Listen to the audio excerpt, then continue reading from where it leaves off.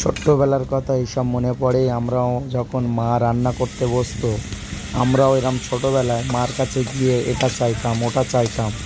দেখুন এইটা দেখে মনে পড়ে কি মার কাছে তরকারি চেয়ে খেতাম।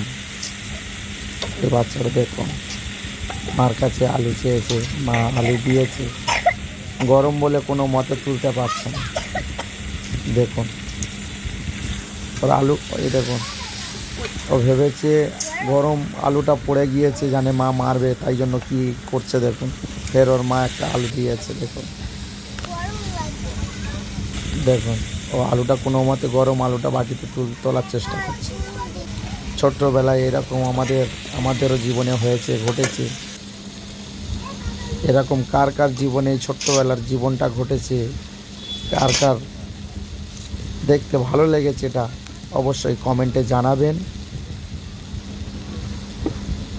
এটা আমাদের ছোট্টবেলার লাইফ, জীবন। খুব ভালো লাগতো, কিন্তু আজকের এটা আর দেখা যায় না যে মা রান্না করছে, মার কাছে গিয়ে এটা চেয়ে খাবো ওটা চেয়ে খাবো, এখন আর হয় না। এই দিনগুলো হারিয়ে গেছে। সেই হারিয়ে যাওয়া দিনগুলো দেখলে কত না ভালো লাগে দেখুন।